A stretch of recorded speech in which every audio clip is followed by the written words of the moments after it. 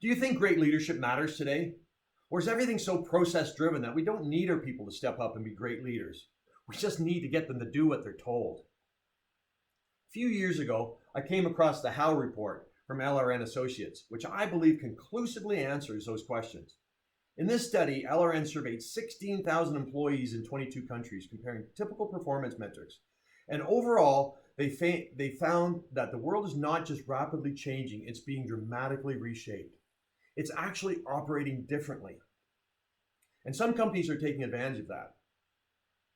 The study identified 3 specific organizational types that exist today: blind obedience, informed acquiescence, and self-governing. Blind obedience, or command and control, are those brutal organizations run by mean-spirited assholes who have no regard or respect for their people, but somehow manage to survive.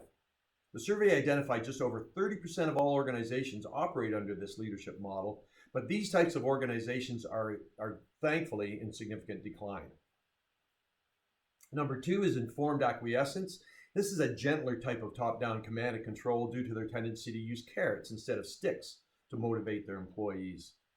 Decision-making authority is typically centralized with a few high-level individuals, and they use highly prescriptive processes and micromanagement to try to drive conformity and compliance.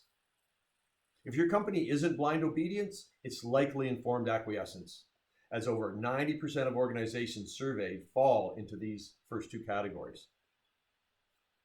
But there is a third organizational type that is beginning to emerge. I call these high-performance organizations. They tend to be values-based with a focus on long-term performance through the empowerment of its people, the development of highly effective execution networks. This is the fastest growing organizational type, accounting for 8% of organizations surveyed, but it has more than doubled since their survey 4 years prior. Now, personally, I much prefer to work for self-governing organizations or high-performance companies, not because they are more fun, although they are, and not because they respect me more, although they do.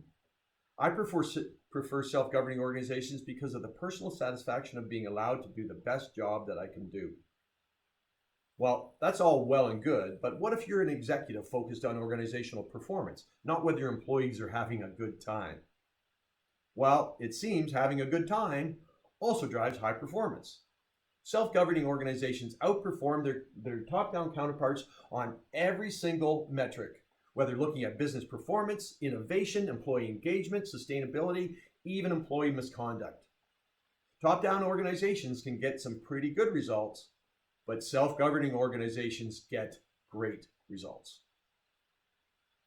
The authors did, however, warn that taking your company from good results to great results often involves a dip in performance. Any organization that lives and dies by their next quarterly results can't afford this drop in performance as they retool their organizations to work better. But I believe by adopting a culture of accountability, you can bridge that gap and take your organization from good to great without a loss in performance. If you'd like to find out how, please give me a call or send me a message. I'd love to help. Thank you. Have a great day.